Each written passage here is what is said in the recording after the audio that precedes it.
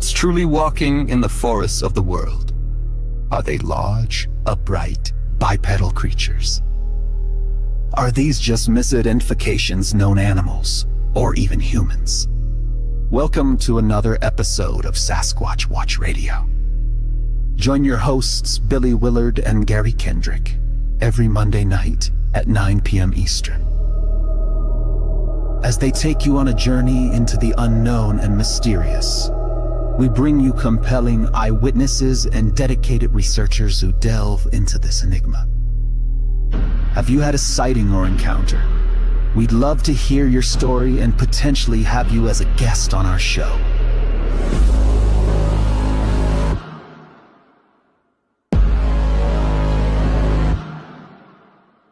Reach out to us at sasquatchwatchradio@gmail.com or connect with us on YouTube, Facebook, and our website squatchradio.com.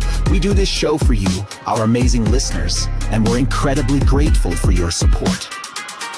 Now get ready for another exciting episode with your host, Billy Willard and Gary Kendrick.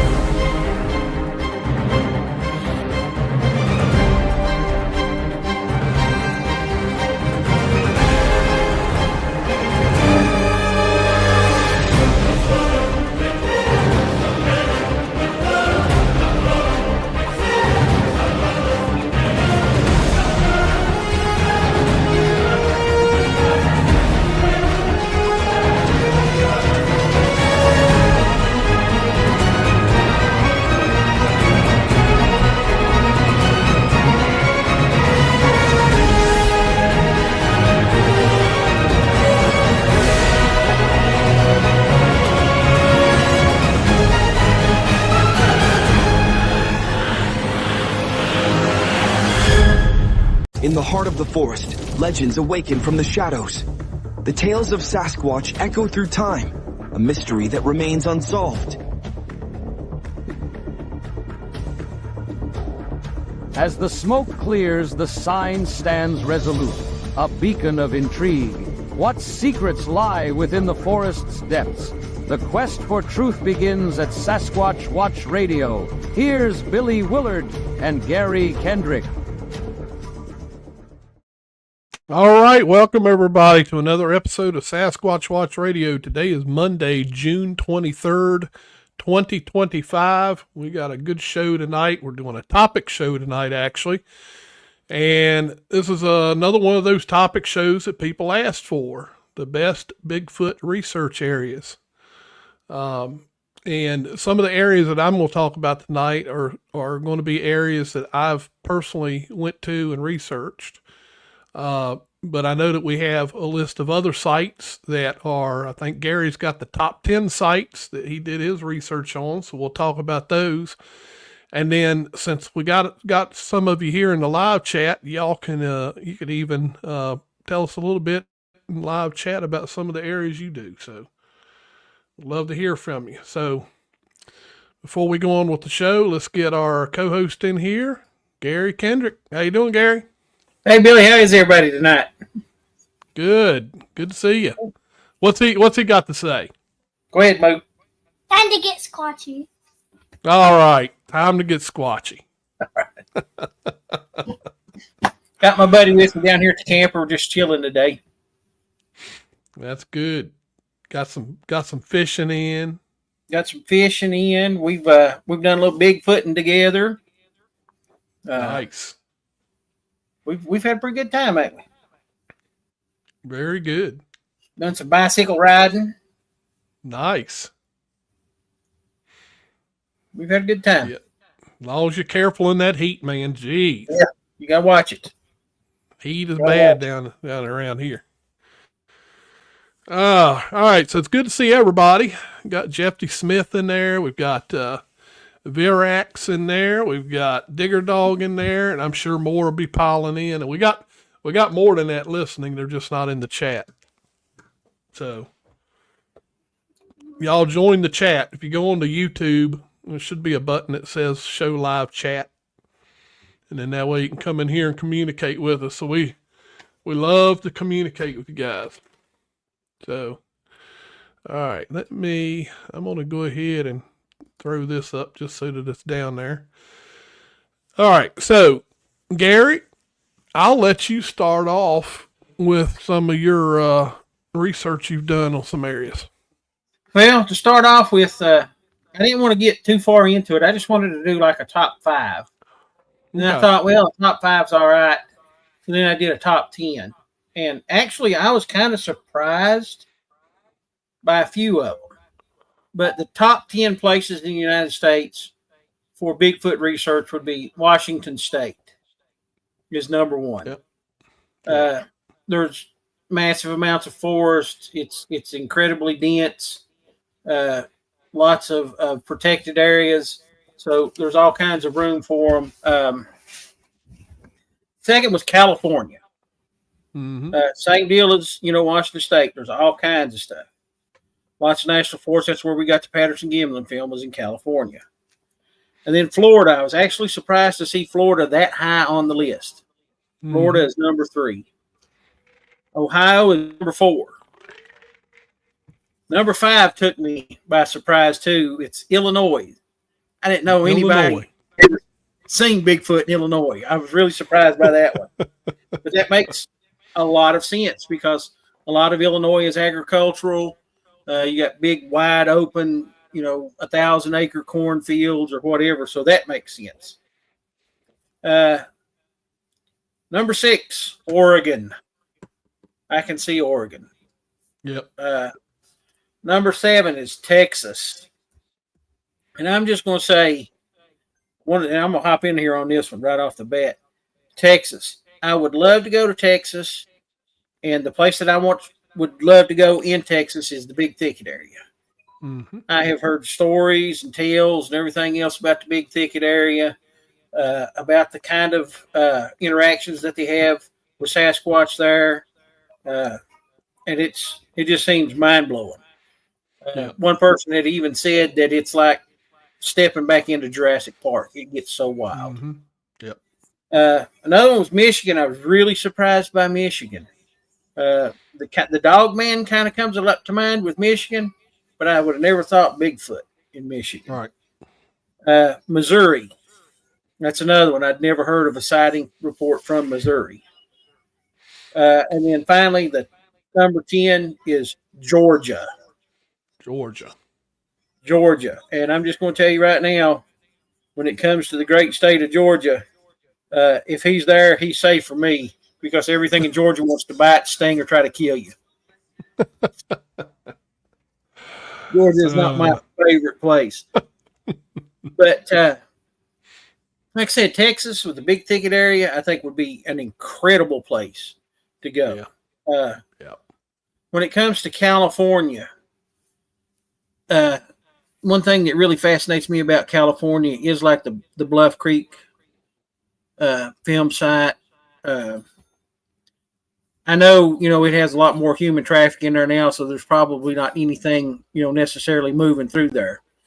But I'm just going to tell you, Steven Strufert and those guys that do the, oh Lord, I can't think of the name of it now, but they have put out game cameras all throughout Bluff Creek, and they have done some wonderful work down there because they've rediscovered the Humboldt marten and everything else.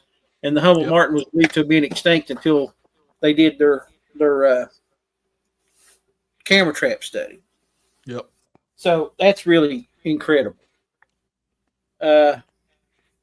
Florida's another one. I've read some accounts about Florida. They're pretty much safe for me. I'm not that interested in going to Florida, and something about walking through a swamp and it 105 degrees and there's water moccasins every 3 steps, and then you've got to worry about alligators and crocodiles. I'm out. Yeah, you go down there and hang out with what's his name, Sheely. Yeah, I believe I'm good. He's been doing it a long time. He's still alive, Gary. Yeah, I don't know.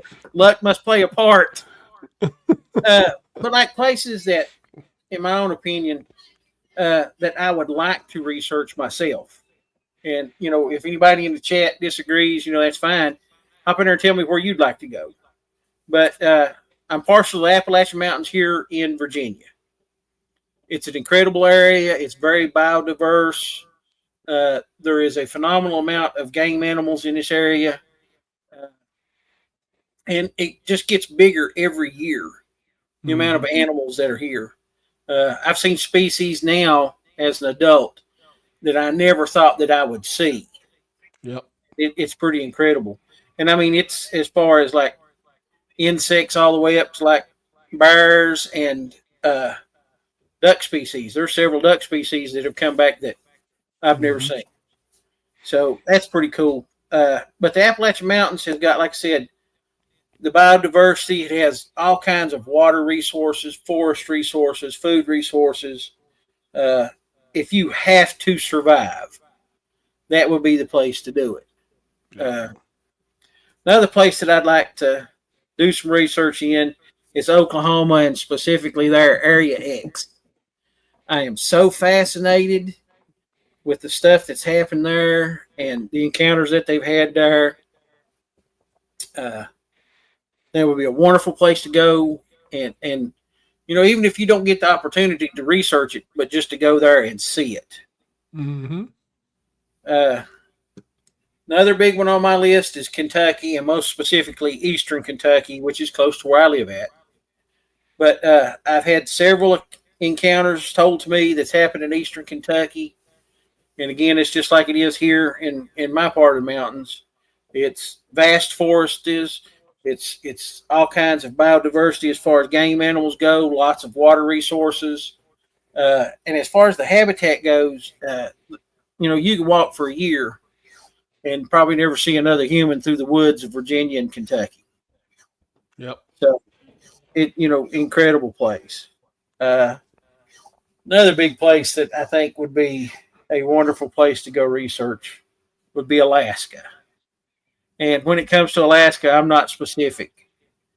There's encounters all over Alaska. And Alaska is a really weird place too, because it's not just Bigfoot in Alaska. They have sightings of lions in Alaska. They've had sightings of woolly mammoths in Alaska. There's all this stuff that happens in Alaska. And that would be it would be a wonderful place to go. And again, it's like one of the few wild places left in the world, and it's incredible. It's kind of like going to a different planet almost. Yep. And again, for some of our listeners, Canada, more specifically British Columbia, I think would probably be a dream place to go. And again, it's like I said, with all the rest of these, it has everything in it that makes a home for Bigfoot there. Forests, food resources, water resources, shelter resources. And in all of these places, it has all of these things that you need. And one that I know of that you wanted to talk about too, but I'd like to speak on it a little bit myself too, is West Virginia. Absolutely. West Virginia it's incredible. And again, it's another state too where it's not just, you hear about Bigfoot. There's all kinds of different cryptids that appear in West Virginia. But West Virginia is one of them, and I'm, if anybody's from West Virginia and I say something here that's going to hurt your feelings, I'm just going to go ahead and tell you I'm sorry to start with. But when you go to West Virginia and you move into these forests, you go into some of the most beautiful forests you will ever see. It's untouched wilderness. I mean, it is just fantastic. West Virginia has their parks down to a science. I mean, it is incredible when you go there and see it. But you drive through about 40 miles of trailer park hell before you can get to it. And once you get there, though, it's beautiful. So if I hurt anybody's feelings on that one, I'm sorry. But West Virginia you need to come in from the northern part, and then you'd be okay, Gary. You wouldn't have to go through the trailer park section. That's my problem. I always got to come in through the southern end. That's the one I'm close to. But West Virginia, when it comes to West Virginia, I'm really not that specific because there's so many forests in West Virginia, which I'm not going to get into the encounters that we had at, that one expedition there in West Virginia because Billy wanted to talk about it. But I mean, West Virginia in general, they have so many national forests and parks and things there. You could go just about anywhere. Oh yeah. And have some kind of encounter. Absolutely. So, that's kind of the places that I'm most interested in. And the reason that I'm interested in this oddly eclectic list right here is they all have the same things in common. There you go, Gary. There you go. That's it right there. It's it right there. That's one of the strangest places I have ever been in the lower 48 states. And it's most beautiful. Absolutely beautiful. Billy, if you want to touch on it, go for it. Yeah, I pulled up some pictures because, just so that people can get a sense of what this place looks like. I mean, it's just the color, the color. And I tell you what, because we were up there, when we went up there, remember it's let me see if I can find, I think I've got it in here. Where'd it go? It's called, where is it? Is that it? I think that's it. Yeah, Red Creek Campground. Yep. I tell you what, y'all, you get up there, we had our tents and all set up, and it snowed that night. I mean, just out of nowhere. It's like a whole different climate, whole different part of the world. Yeah, up there. It is. This is the Monongahela National Forest, which I think it's Algonquin. The word Monongahela means fallen banks. Right. Because the banks of the river used to collapse and fall in. Yep. Monongahela. But the place in particular is Dolly Sods. And yep. I'm just going to tell the listeners right now, if you ever get the chance, go. Oh, yeah. It is incredibly beautiful. It's one of the most beautiful places that I've been. And once you get up there, it's a high plateau. It is. Once you get up there, it is completely different ecosystem and environment than we have in the lower 48 states. You do not appear to be in West Virginia anymore. Right. It's 100% like you're either in Alaska or somewhere in Eastern Europe. Yep. It's a beautiful place. Absolutely. And of course, when we went up there, there was quite a few of us. If I remember, it was me, yourself. We had Adam Fry was there. We had Jason there. We had JC was there. Trying to think. Creature Seeker was there. Yep, Creature Seeker was there. And of course, while we were there, we shot a public broadcasting system show. So we had the PBS there. That was kind of a good time, kind of interesting. It was. They followed us around for a little while, but definitely a great place. We did find some prints. We casted a print. Most of them were full of water, but that's okay. We managed. A lot of bear up there. We saw bear prints. So we had some odd thermals up there too. Best I can remember, we had was it 2? I'm thinking it was 2 that you could on the thermal imager you could see it was like human shape, but it had the big high cone head. Right. And we had no explanation for that. Right. But definitely an interesting place. Love it up there. It is. It's really beautiful. Full of cranberries. It's full of blueberries. Yeah. I mean, everything. It's as far as food resources go, it's incredible up there. I mean, it is incredible. Now, let's see where'd it go.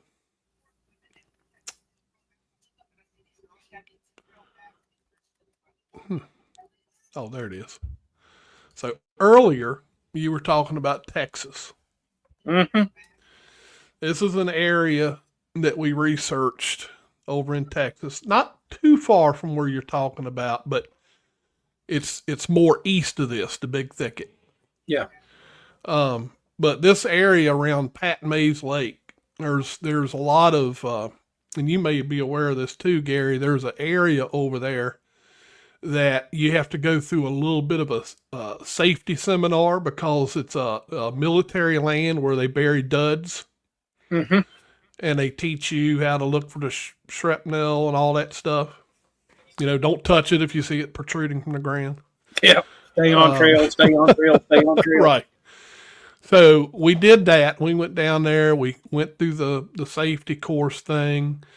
And just everything around this lake, as you can tell, everything around the lake is wooded. You can see, and it's almost like little peninsulas and perfect habitat, plenty of water, right? Yeah.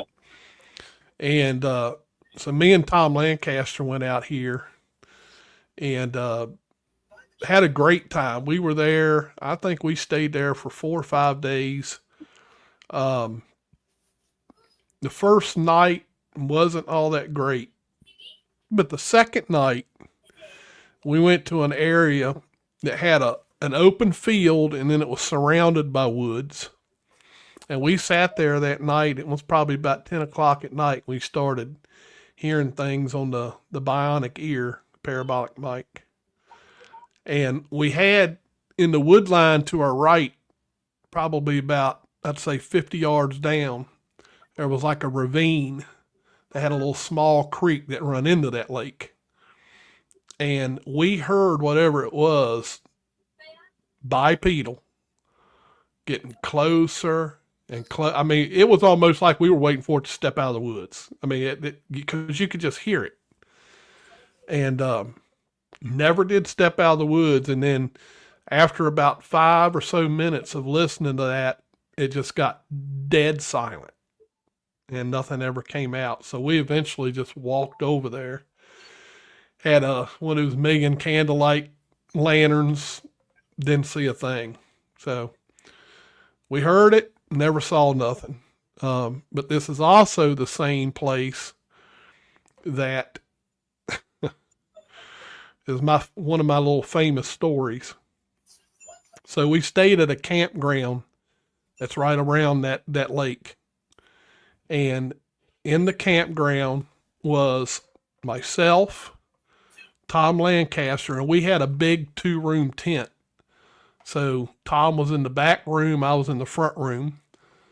Steve Culls, the Squatch detective, was probably about 30 yards from us and fell asleep in his camping chair in front of the fire. We thought for sure he was going to burn his darn boots up. They had his feet propped right up next to the fire. And I think he slept there all night. And then there were some other campers, but they were like way away from us. And so it was late in the middle of the night. I don't even know what time. The moon was out. It was real bright. It was I don't know if it was a full moon, but it was bright. And I guess there was one point in time that Tom had woke up in the middle of the night because he heard something. And he claims that through the roof of the tent where the light was, he saw something towering taller than the tent. He saw the shadow outside. And he said he was so scared he was afraid to even say anything, like try to wake me up. So he just sat there silent because he didn't want to move because he was on an air mattress. And every time he moved, it made too much noise. So he was afraid to move. So he tells me about that the next morning, but here was the funny thing. So during the night, I thought that I had this nightmare because I had a cot and I was right up against almost to the fabric of the tent. So my right knee was kind of leaning into the fabric of the tent. And that's how I slept on that cot that night. And I had this, what I thought was a dream, where something had grabbed me right above the top of my knee, a big hand. And I remember grabbing around the fabric and feeling thick hair through the fabric of the tent. And I couldn't get it to release, so I hit it, and then it released. So here's the funny part. The funny part is we all thought this was I thought it was just a dream. So it wasn't until that morning when we woke up that Tom goes, "You ain't gonna believe what happened last night." And when he told me that, I just ended up getting the chills because I was like, okay, hold on. And then as I turned and I leaned to get up, on the cot, I felt something on my leg and I pulled my shorts up and there was a red mark on my leg right above my knee. And it was right at that point that him and I both just got silent, because at that point I think we were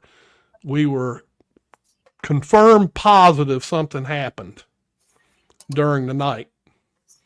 So we immediately unzipped the tent and went out.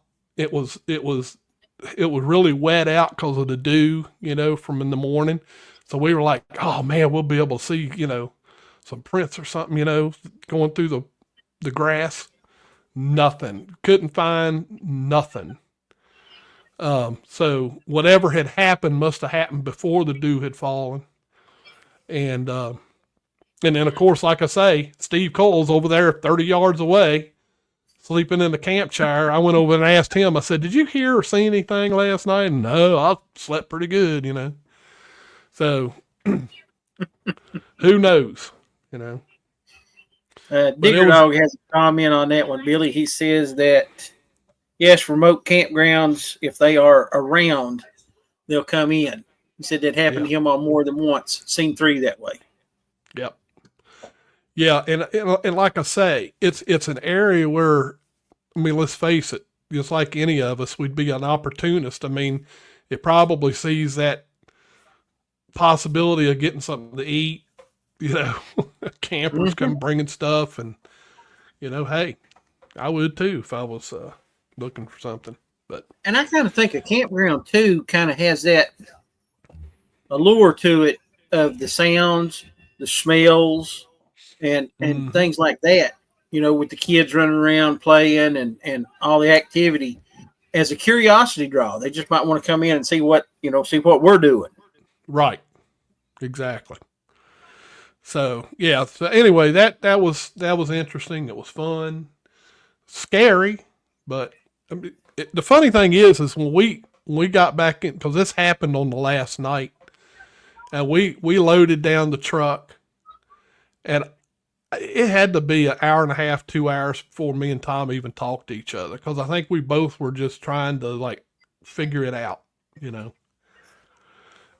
So Anyway, it was interesting. So, all right. So we'll take a quick break. I did create a song for our topic tonight. So we'll go ahead and play this song, and then we will be right back. Let me pull this down. There we go. Here we go. This is called Where's Bigfoot Hiding? That's what I want.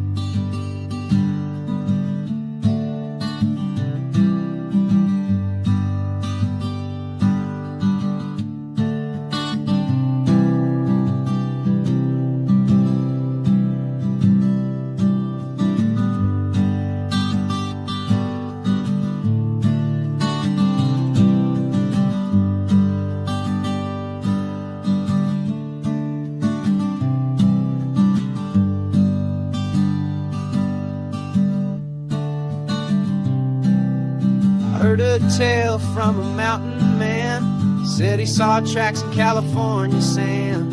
Through the redwoods where the shadows play. They say old Bigfoot slipped away. Where's Bigfoot hiding? Where could he be? From Virginia's hills to Texas plains so free.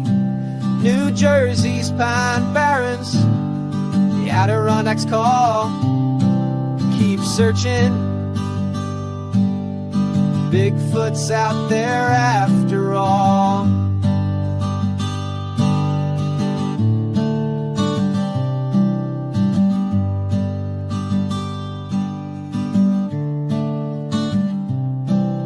Some say he roams in Florida swamps, Everglades where the wild gator stomps.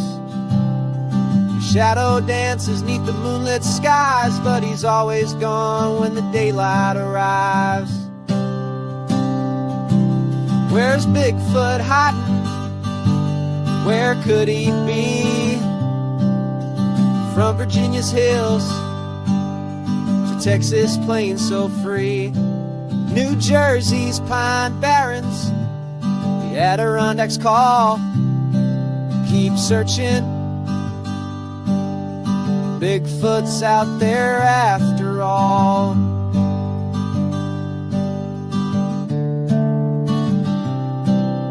Stories stretch from coast to coast.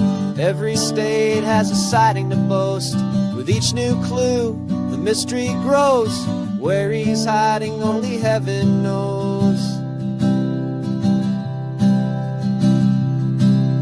I pack my bag and hit the trail through the forest deep, the mountain vale. But every time I think I'm close, he's just a whisper, a fleeting ghost.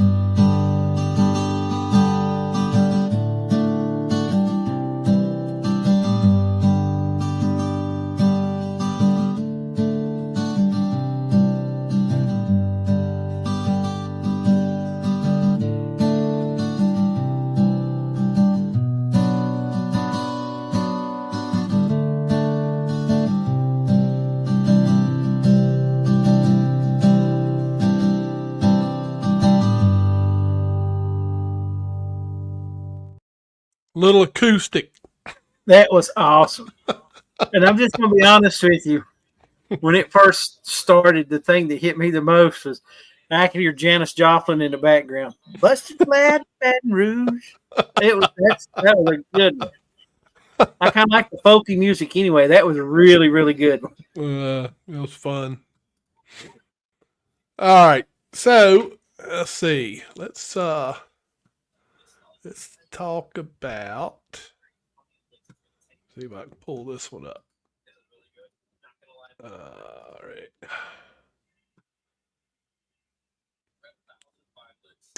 And here we go. All right. I couldn't believe I found this photo. This is the exact spot Tom and I were at that night when he fell down in his chair. So, you see that bank there on the right? We were sitting on top of that bank. Okay. Now, I don't know when this picture was taken because that thing's abandoned now. They don't even use it, but it's still full of water. So if you're looking at that picture, the bank that you'll see on the right, we were on the right edge of it. That's kind of out of the picture, looking into the woods. So that lake, that cranberry bog was to our back. So again, this was late at night. We were the only people out here. Nobody else was near us. We knew where everybody else was at. We had 2 camp chairs sitting on the bank. And late that night, we started hearing something like it was trying to sneak up. You could hear it was on 2 feet. It over in the woods, it's kind of swampy. So you could hear like bloop, bloop, like every now and then. And then something would step on a stick, crack. So we knew something was there, and we listened to that for I don't know how long. It was a long time. And then it got dead silent. And, we had never taken our eyes off those woods. We kept looking forward. We never turned around. So we're sitting there. We're still focused on that sound we heard. And all of a sudden, sounds like something doing a cannonball in that water, and we felt the water hit the back of our necks. It was so close. Tom tried to get up out of his chair. He got stuck in the camp chair and rolled down that bank on the other side. The funniest thing, I wish to God I would have had a video camera set up, because that would have been the perfect blooper. And I immediately grabbed that million candlelight lantern, turned around, didn't do me a bit of good. The fog on the top of that cranberry bog was so thick I couldn't see 5 feet in front of me. And when we had gotten there, it was perfectly clear that night. So I was like, where in the world did this come from?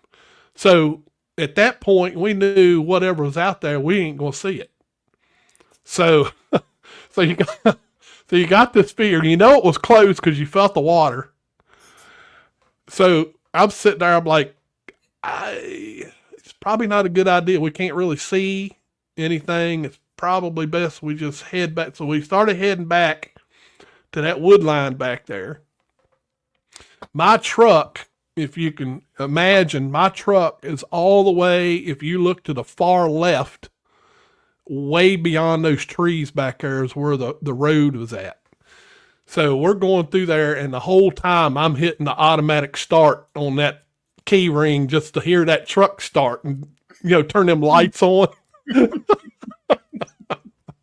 We finally get close enough, and I hear the truck start, the lights pop on, and we're feeling a little better about ourselves. We loaded that truck up and jumped in there, and as we're coming out, the trees are like scrubbing the side of the truck. That's how narrow these roads are going in. And I looked at Tom. I said, I'm telling you right now, if something jumps out in front of this truck right now, I'll die right here in the truck. Because it had already gotten us so worried because of how close that thing was. And I think that is the scariest I'd ever been in my life. That was an eerie feeling. That something could get that close. Yeah, when it's that close, and like you said, we rely so much on technology, lights and everything else, and you whip your flashlight around and turn it on, and you got that fog bank. All that's doing is just shining that light right back on you. That's all. That's it. I mean, you could not see nothing. And this, I'll give you an idea of what the wooded area looks like, because I got a picture of that. Let's see, where's it at? Yeah, here we go.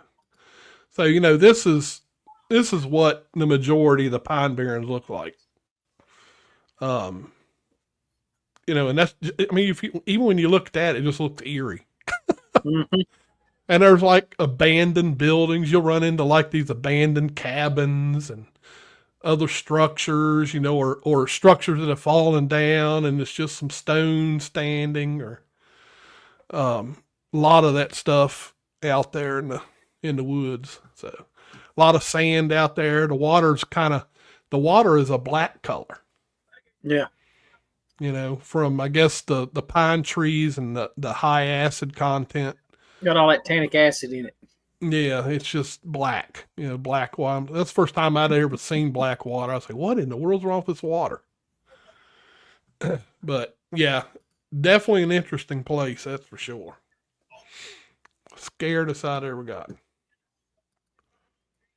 Yeah. And I can sit in the total darkness without any issues, by myself in the woods. But there was something about that night. Something just didn't feel right. So I hope I'm gonna say that right. Barracks. He says, Where "Yep, at? that's some Barracks." He says that is some Blair Witch looking woods right there. Yeah. I'm trying to remember, was that before? No, that would have been after Blair Witch came out. Can you imagine? I've been walking through there and saw something hanging on a string, some kind of little stick strap. I've been, all right, that's it. That's it. We're leaving.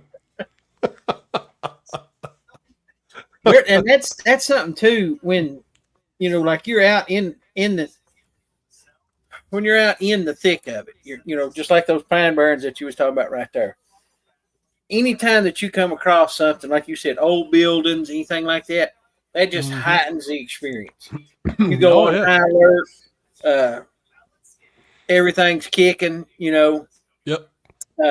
Yep. And we actually did an expedition and came up on some old slave quarters, and I didn't want to go nowhere near them because that's some bad mojo to start with. That's more than that's. People ask me, so you do Bigfoot, are you into the paranormal? I'm like, no. You monkey around and bring some of that stuff home with you, and I don't need none of that. Yep. But exactly. Yeah, anytime you find an old structure or anything like that, yeah, that really pumps it up for real.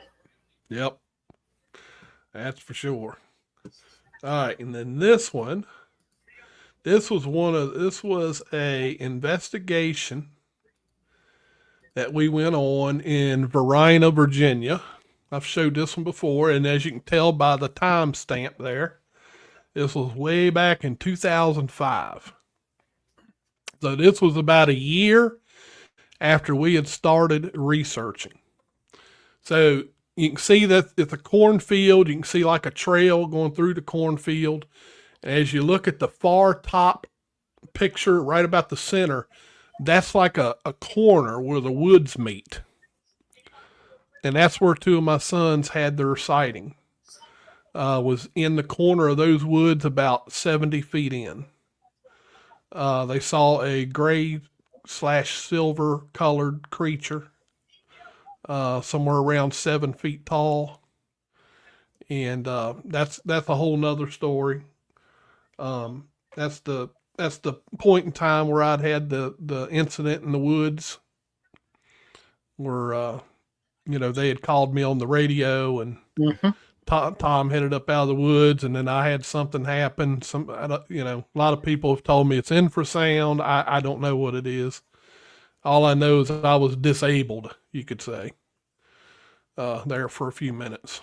So, but that's an interesting place too. And we did find a footprint at this site, which I have a picture of, along a sandbar. When we went and we were looking at a creek that's inside those woods, you got to kind of go through the woods, and it's right here. We found these footprints after you get out of the woods and you come along this sand bank. Now this was later on in September when we went out there, because we researched this place for a few months. And we went back out there, and of course he was still there because he found his footprints. So I think it was just a loner, one. And the reason I say that is because the woman who originally called in the sighting described the exact same description as what my two boys saw.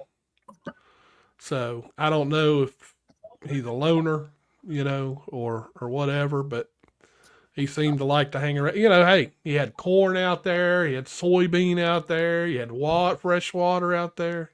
Perfect environment. Yeah, perfect environment. All And right. So I'm going to go back on to a guest that we had on here before, Tom Seawood. He always says, avoid the rogue, beware the rogue. He said it's that single male Sasquatch that'll hurt you. Yep. And here's a picture that I found to give you guys an idea of the type of landscape around Varina, Virginia. So there you got it.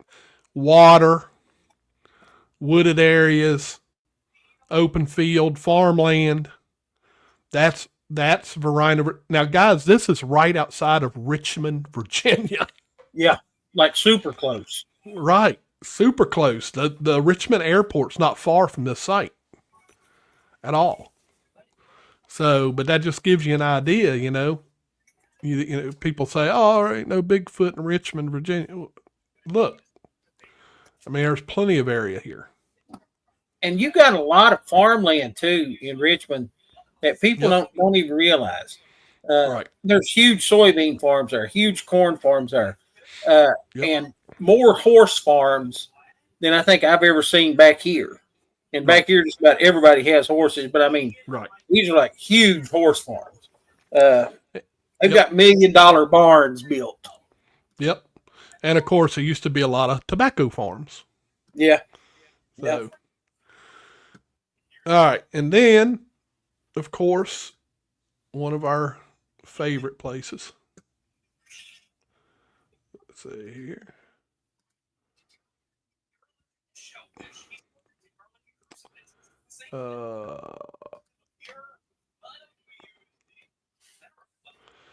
Spotsylvania County.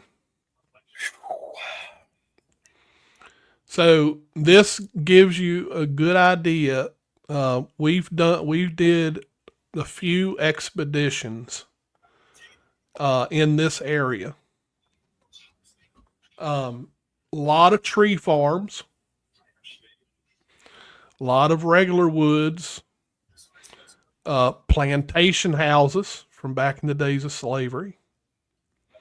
This particular area was one of the areas that was talked about in a famous book y'all have heard about called Roots. Yep. Kutakente. So that's the kind of area we're talking about here, Spotsylvania County. Lots of area, lots of sightings. A lot of people out there will talk about it. A lot of people won't talk about it. So it depends on who you run into.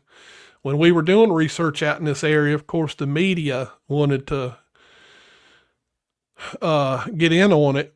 And I talked to the property owner, and the property owner was okay with one, which was Channel 9 CBS News, had come out, and we did an interview. Kind of showed them around a little bit, but they did a story in the Washington Post also while we were here. They actually made the front page of the Washington Post Sunday paper. And they interviewed people like at the little general store that's nearby, and, you know, just people that they wanted to talk to. You know, some people were like, oh, they're all crazy. And then you had some people that said, well, if it could exist. So, you know, it's kind of a mixed bag there about whether people believe or not. Definitely an interesting place, as Gary can tell you. He's been there. And I'll pull up some more pictures. I'm just going to hop in there and say this. Varix posted, Sasquatch Paradise a little while ago. The place in Spotsylvania County that we was at, I'm not going to say it's Sasquatch Paradise, but it's like, that is the most active area I have ever been in. Yep. I have seen more strange stuff. I've had more stuff happen. Some of the weirdest encounters that I've ever had happened on that property. Yep. So this is some of the wooded areas. Me on the left filming. That's Wayne Larson up in front of me. We did a lot of searching. We all broke up in groups and did a lot of search and found a lot of, different things. I know, Gary, I think you found, didn't you find a footprint? Yeah. Yeah. And again, this is the area that's not the tree farm, but as you go deeper back, you'll run into the tree farms where the trees are perfectly in line and all that stuff. And most of them are pines. And that is a spooky place to be at too, is in that tree farm. Yep. When it gets dark, that's it don't take a lot to shake me, but on that property in Spotsylvania County, I was shook on more than one occasion. Yeah. Got a few things on trail camera, nothing real interesting. In there again, there's your date to tell you how long ago this was, back in 2010. So he called us a raccoon on the trail camera, which obviously ain't nothing rare. And then we also caught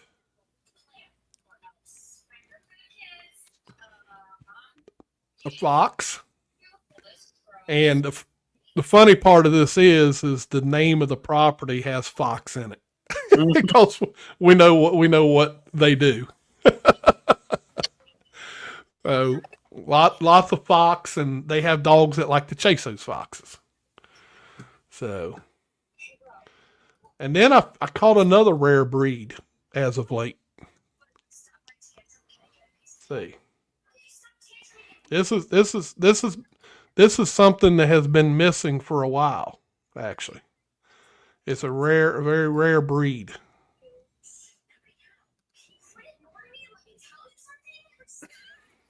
I knew that one was coming.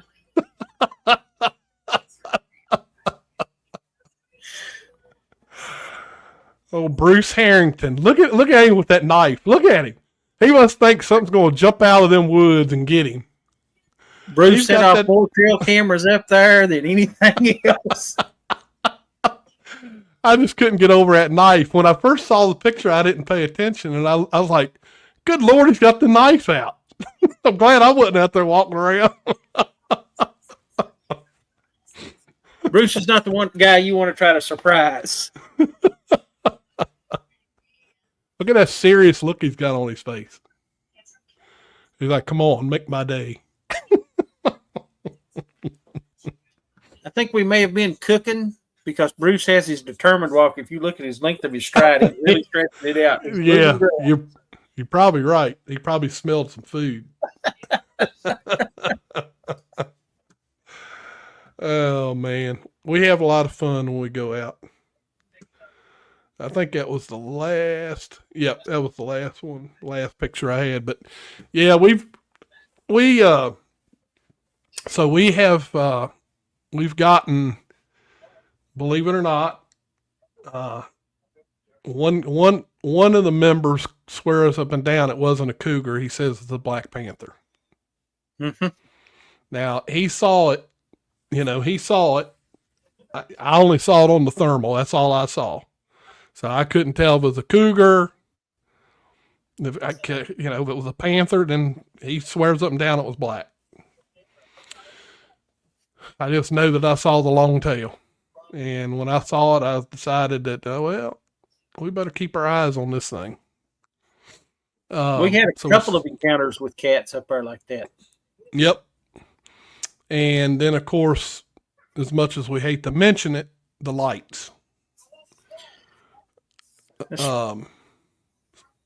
Spook lights, whatever you want to call them.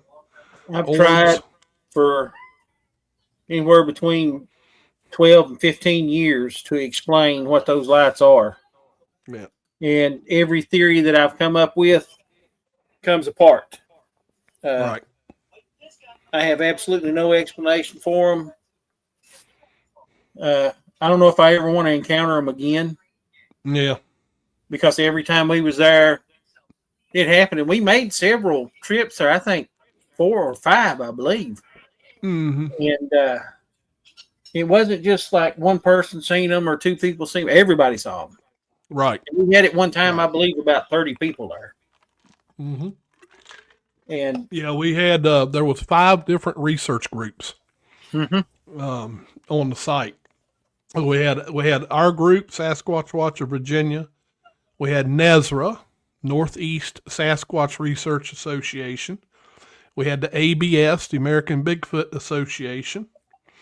We had Squatch Inc. out of he was out of what, Wisconsin and Minnesota. And by the way, he brought some Wisconsin cheese. I remember that very well. yeah, it was good too. And then we had Pennsylvania Bigfoot Society, Eric Altman. Was that all of them? We had I think. What was the Ohio bunch? Oh,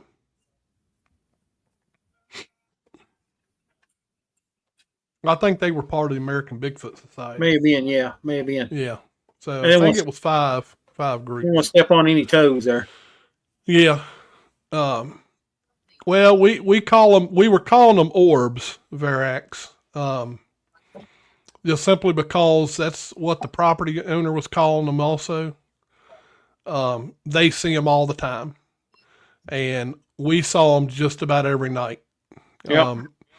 Matter of fact, that area that you all saw that trail cam picture of Bruce, that's very close to the area that I was walking with 2 other guys. And if I remember correctly, John Cartwright, was the one that was right behind me that ran into me because I come to a dead stop when I saw the thing go in front of me. It was like a red light that went from my right to the left, right into the woods, right in front of me. And when I saw it, I come to a dead stop, and then JC ran into me, and I think it was Pete that was behind him. Ran into him. Yeah. And we immediately called down to base camp to see if anybody was up there with like one of them little red headlights or whatever. I mean, I was reaching because I knew it wasn't the headlight just by the movement, and nobody's that tall. So we had 2 guys in that group too that had a red light that was about 4 feet off the ground. And when I say light, these orbs were lit, but they did not emit light. It wasn't like the ground under them glowed or, it created enough light that you could see in front of it. It was just like it was just concentrated in that little round ball. Right. But one of them followed 2 guys through the woods, and it was like it was being controlled. If they made a right-hand turn, it made a right-hand turn. If they made a left-hand turn, it made a left-hand turn. And getting on to, whether they was in the sky or on the ground or whatever, they would be anywhere from the size of a baseball, softball, up to the size of about a basketball. And they would go anywhere from just a few feet off the ground to higher than the trees. There were multiple colors. Yep. We saw red ones, we saw white ones, blue ones, green ones, orange ones. Some of them would float above the trees and they would like bump together and then bounce off. And would do that for a long time. So it's definitely strange, Verox. So we saw them both in the woods and we saw them in the sky. The ones in the sky were the ones that were interesting because you would fixate on them and, and you try to convince yourself that you're looking at a star. But you realize that's not what you're looking at because the thing could move in any direction. And then, like Gary said, there was one point in time we all watched them come together and bounce apart. Yep. So, and there was a bunch of us there, and everybody saw them. So, definitely interesting. What it is, I can't answer that question, and I just don't know. And I know too, like when we took digital photos during the day, the photos were covered with like blurry circles. Right. And it was digital film, so they was all covered with these blurry circles. Yep. And me being I try to take things at a scientific level, and I said that's just insects that are flying in front of the camera, and it didn't matter if it was day or if it was night, and it was pretty cold up there a couple of times, so there really wasn't any insects there, and we still had the orbs in every image when we took pictures. Right. So it was really, and as far as activity goes in that area, we had screams. People had movement. We had something that moved across a field, and on the thermal you could see the heat transfer onto the ground from it. Footprints, tree knocks. The scream was probably the most impressive scream I have ever heard, because I think it was about 20 seconds long. Yeah. And all I can think of is whatever did that had to have a huge set of lungs, because it was loud and it was sustained, and it went on forever. All right. I just found it. The other day I was looking for this and I couldn't find it, and I just found it. I'm getting ready to show you all a picture. And this is a picture that was taken by Bruce Harrington. Let me see if I can pull it. It might not let me pull it up. Hold on. Oh, I got to go in this way. Hold on. It'll take me just a minute to get to it. But he was just simply taking a picture. He wasn't aiming at anything in particular. He was just taking a picture and pulled this up, if I can get in it. And don't ask me what it is. I have no idea what it is, but he like I say, it came out in the picture. He didn't see it with his naked eye.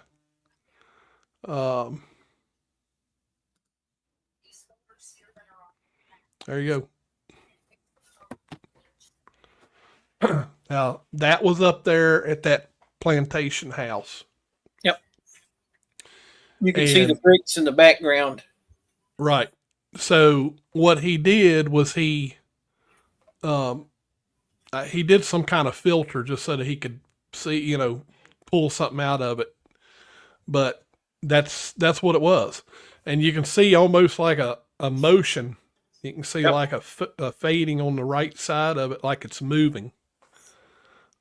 Whatever it is. That's it's digital, not film. Yeah, it's digital.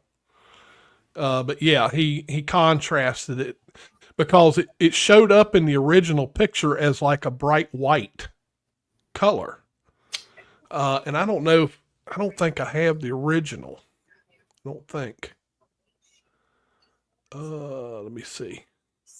Like I just stated too, I don't know that this phenomenon is definitely related to Bigfoot. I don't know. I tend not to try to put things that I don't understand, with Bigfoot. Right. But that was probably some of the strangest things that I've ever saw. And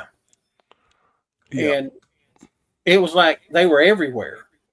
Yeah. And there, it was a little unnerving at times. The slave quarters was a really interesting place, because I'm sure there was, and this one's actually kind of light. Now you can see that that's going in an upward. That's going up. You can see the movement. It's going up. So you could easily say, oh, well, that's a raindrop, or or whatever. No, this is going up.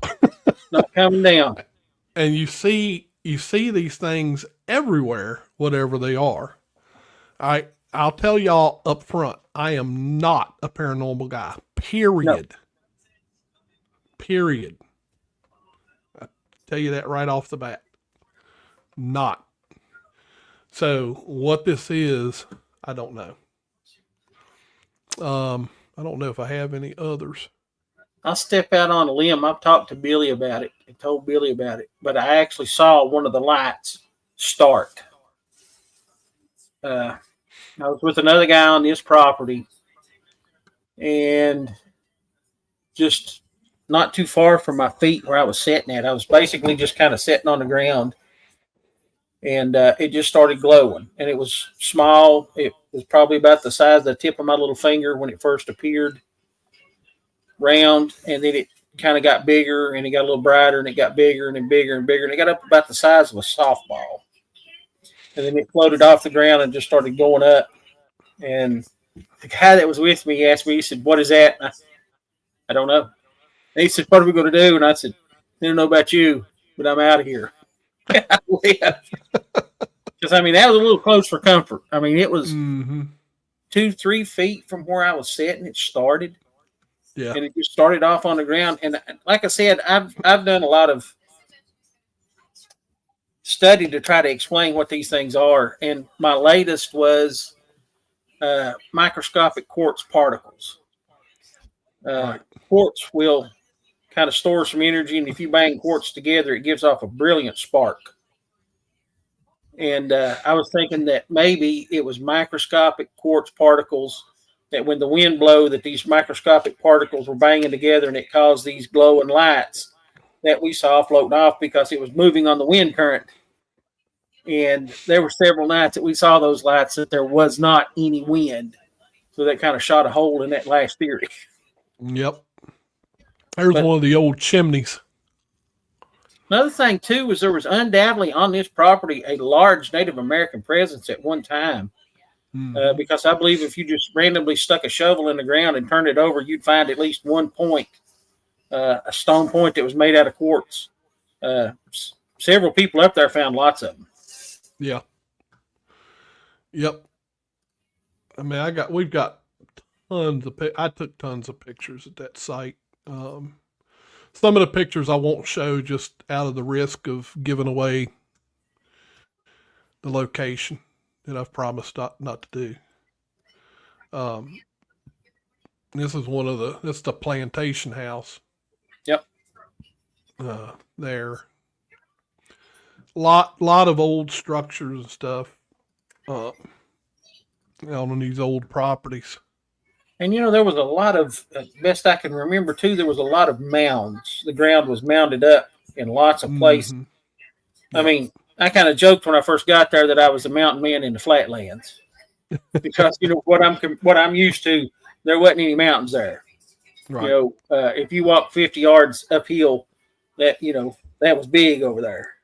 But, you know, the ground was mounded up in lots of places all over the forest and places like that. And I can't explain what those mounds were. They said there'd never been any equipment in there that had moved anything around. So I don't know. Yep. This was at night. Remember, Gary, somebody had seen something down there near the pond. Yeah. And remember somebody said, "Oh, something down there." And remember I pointed the thermal imager down there and saw warm spots on the ground. Yep, that was the foot. Like something had just walked through, and it was right there where it had walked. So it's amazing how those thermal imagers will see that heat on the ground that transfers, you know, and it stays there for a little while. So I think we did an experiment with the thermal about seeing, because I used to be a big barefoot guy. I can't hardly do it anymore. I have a lot of trouble with my feet and legs. But I think it was March. It was cold. Yeah. And I walked first and we tried to film it. And if somebody had shoes on, there is no heat transfer. Right. And then I took my shoes off and walked, and then we looked at it with the thermal, and you can see my footprints in the thermal. So yeah, we did a lot of experiments up there with things. Some stuff worked. I'm gonna tell you that's probably the hottest area I've ever been in as far as activity goes, because we had activity almost every night. Yeah, I think this was another one here. I mean, you can't really make it out It's hard to see these things in pictures. I know we found all kinds of stuff and took pictures. And again, this site in itself was a really good site to start with, because you had the land that it could live in. It was covered in creeks and swamps and things like that. It was abundant with wildlife. We saw deer almost every night we was there. It was just an incredible place. Yeah. Anyway, we've run over time, haven't we? That's what happens when we having fun. All right. You got anything to add, Gary? Like one place that I think that was overlooked quite a bit, even in the top 10 and even in talking with us, Louisiana. Mm-hmm. That corner, Louisiana, Texas, and all in there. That place has a lot of activity. I mean, Mississippi. lots of activity. Yep. And, again, that area too, we'll go back to the Fouke monster. They say it always follows the creeks. So, I mean, that's another area. It's got plenty of room. It's got plenty of forage, plenty of food resources, and tons of water. And I'm actually surprised. And it could be that people just don't talk about it. People just don't report it, and they see it more than it gets reported, and that's why it was overlooked. But, yeah, right. I think that corner of Texas and Louisiana right there will be an excellent spot for research. Yep. Wasn't that, let's see, was it Louisiana or Mississippi where the Honey Island swamp monster? I'm thinking Louisiana. Yeah. I'm thinking Louisiana. And I know, too, in Texas, too, they had that Lake Worth monster. Yeah. Mm-hmm. And it supposedly threw a tire and a rim like 100 yards. Yep. And I'm just going to say that that's not a person. That's not a hoax. If you can throw, Brian Shaw might be able to do it, the world's strongest man. But, your average John that's out trying to scare a bunch of teenage kids in a makeout spot is not going to be able to throw a tire and a rim 100 yards. Yep, some interesting stuff out there, that's for sure. And I'm just going to, for the audience itself, say that the best place to research is where you're familiar with and where you feel comfortable.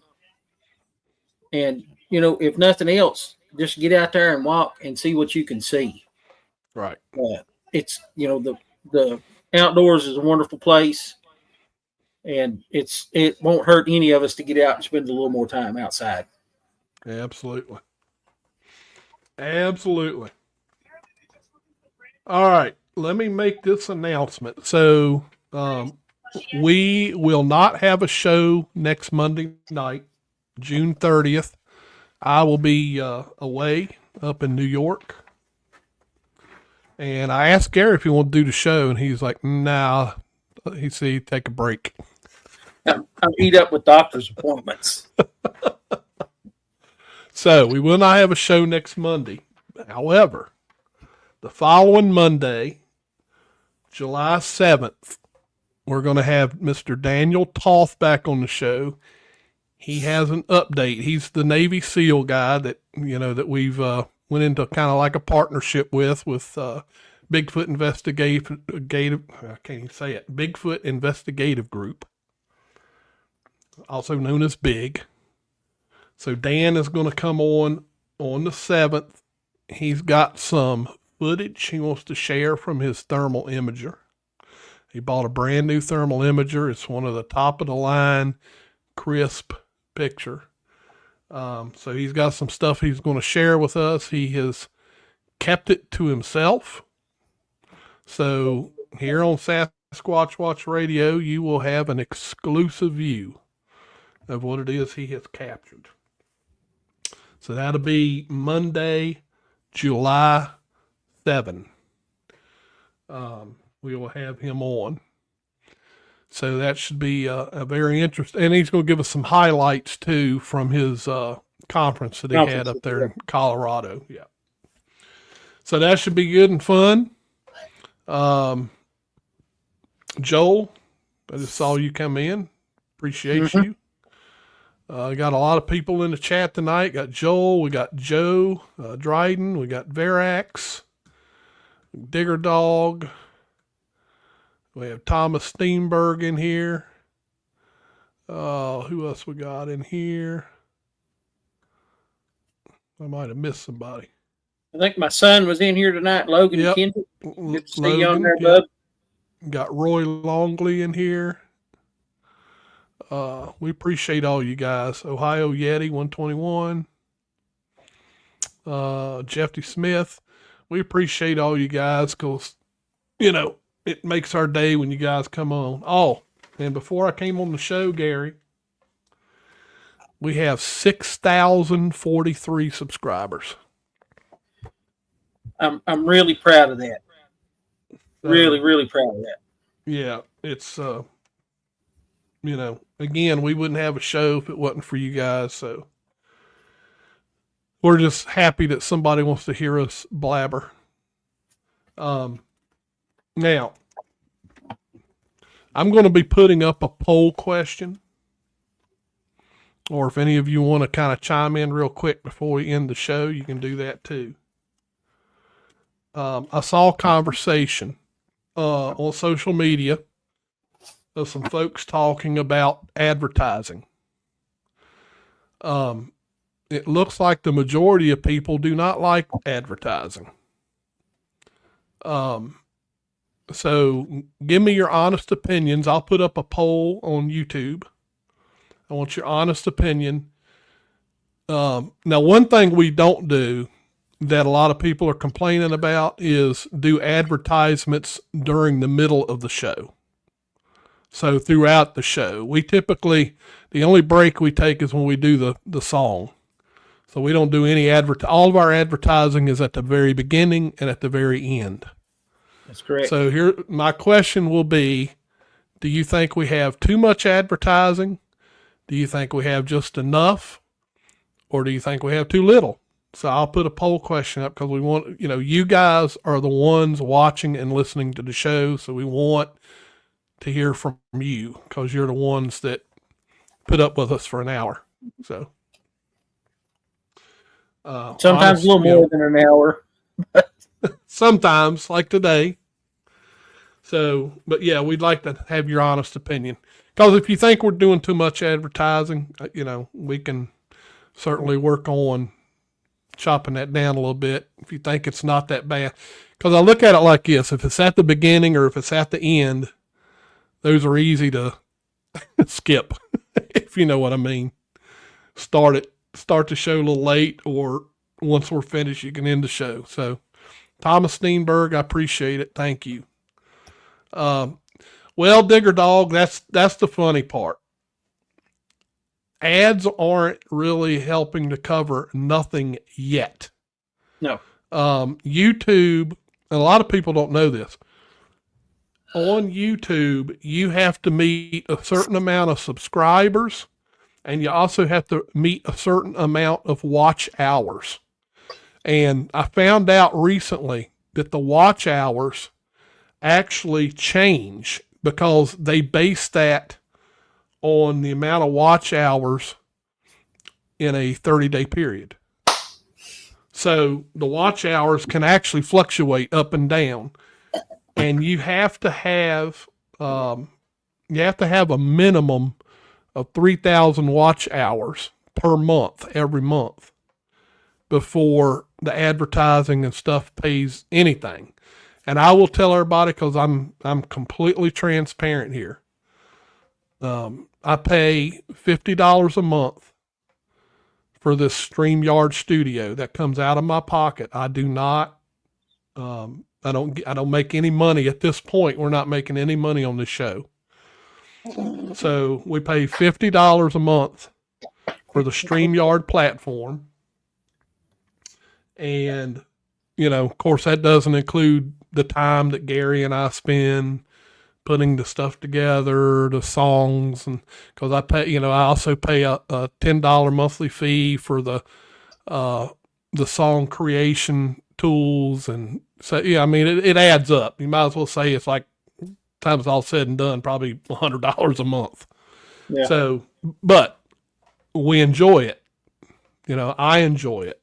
It's kind of how we all have like a hobby, something that we enjoy. I enjoy doing the show. I enjoy doing the songs.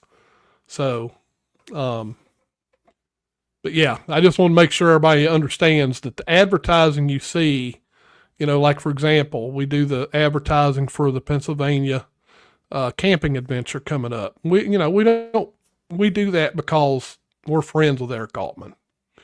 So we're not having Eric pay us for that advertisement. And the same with any of the other people that advertise. So that's just what we do. We're all friends and we all help each other. So anyway, all right. Thank you, Joel, for your opinion there. And yeah, so anyway, I do know that, Digger. I know that you can get sponsors for the show. I don't feel that I need to do that at this point. If I can start generating a little bit of money back from the YouTube stuff that'll help pay for the show, then that's fine with me, and probably would make my wife happier because she don't like the fact that I spend money on this podcast show because she can't stand Bigfoot. So anyway. All right. I think I've went on long enough. Gary, do you got anything else?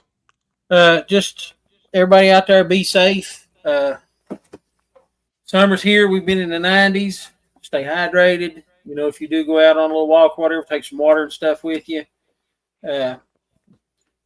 And just getting to what Billy said too, as the co-host, my main goal is to bring you guys, the audience, like the best information that we can possibly bring to you.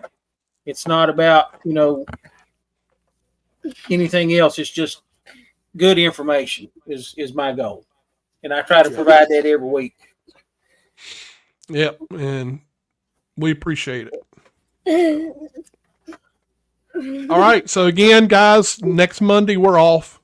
We will see you the following Monday, July 7th, with Daniel Toth from Big. And until then, you guys have a great rest of the week, and we'll see you in a couple weeks. Good night, everybody. Good night, everybody.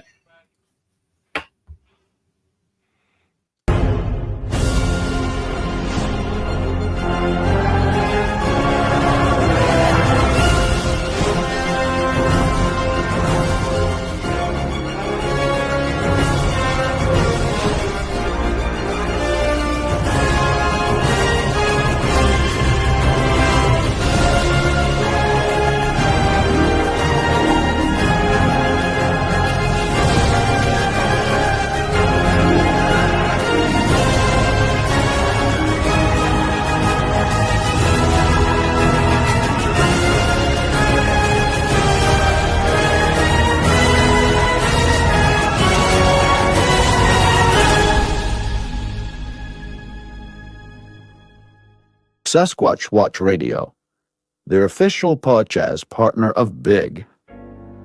We've got groundbreaking news that'll shake the very foundations of the cryptid community. Sasquatch Watch Radio is incredibly proud to announce our exclusive podcast partnership with Big, the Bigfoot Investigative Group.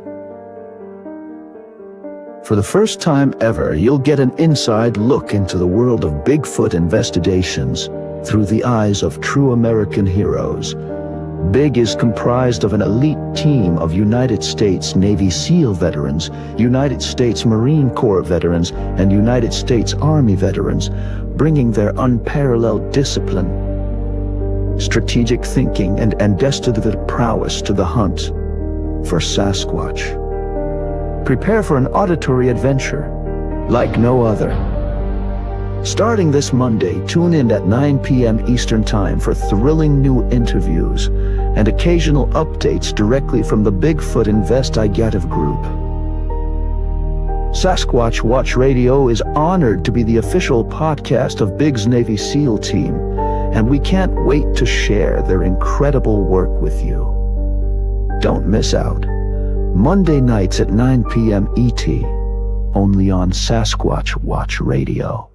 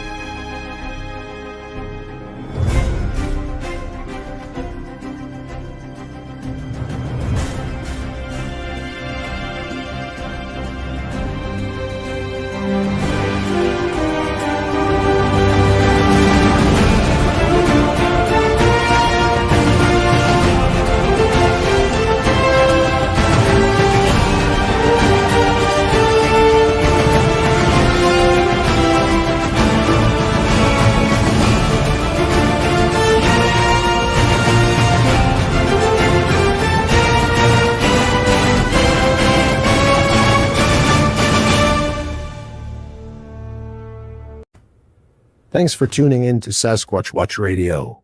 We truly appreciate each and every one of you. Stay connected. Don't miss our next exciting show, airing next Monday night at 9 p.m. Eastern. To stay updated, be sure to subscribe to our YouTube channel. We'd also love for you to join our Facebook page at facebook.com/Sasquatch Watch Radio and check out our website at squatchradio.com. Share your stories and feedback. Your feedback means the world to us, so please give us a thumbs up on our shows and let us know what you think. Have you had an encounter? If you've had a sighting or encounter, we want to hear from you. Reach out to us through our website, YouTube channel, or Facebook page. And if you're interested in being a guest on our podcast, please don't hesitate to contact us. Thanks again for listening, and we'll see you next Monday night.